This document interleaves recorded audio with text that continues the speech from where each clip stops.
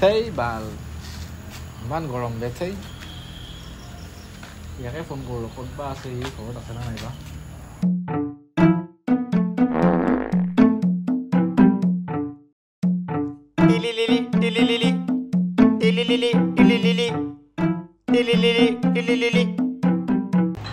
hello' ঐ ক'ত আছা শুই আছিলোঁ ইমান গৰম গেলা শুই আছিলোঁ শুই আচ্ছা দে মই ৰুমত গ'লি দে দিয়া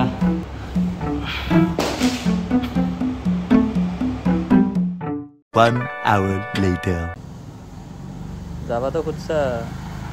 কিন্তু মই তোৰ গাড়ীত নাযাওঁ পাহাৰান গাড়ী পিছফালে পাহাৰত যাই থকা ৰ'দ সেইখনত নাযাওঁ মোৰখনত যাম যদি মোৰখনত যা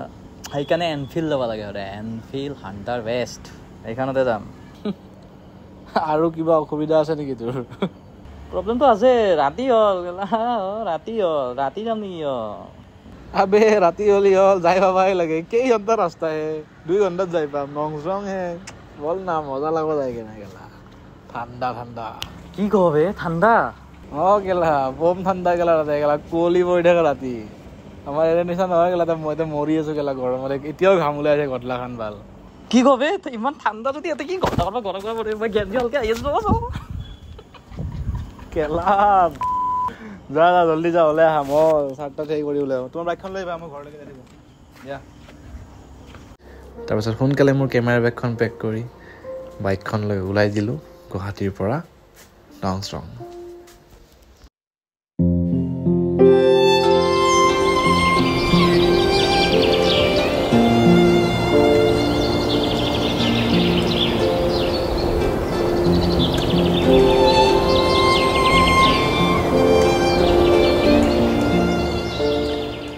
নংষ্ট্ৰং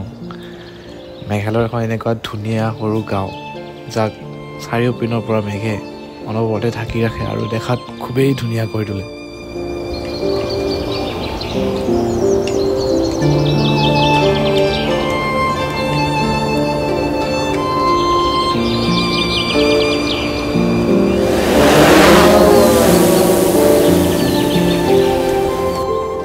নংষ্ট্ৰংখন দেখাত যিমান ধুনীয়া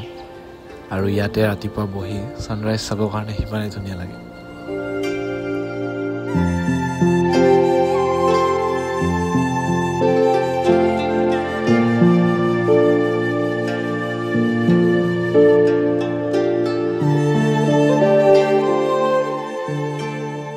মেঘালয় এখন সঁচাকৈ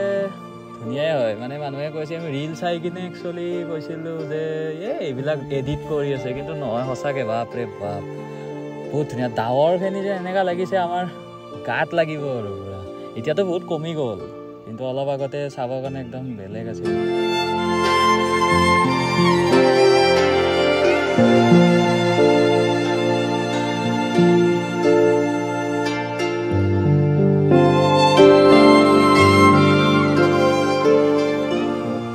আৰু যদি আপোনালোকে ভাবিছে যে অকল নংষ্ট্ৰংখনেই ধুনীয়া সেনেকুৱা নহয় নংষ্ট্ৰঙলৈকে যোৱা যিটো ৰাস্তা সেইটো মানে খুবেই চাবলগীয়া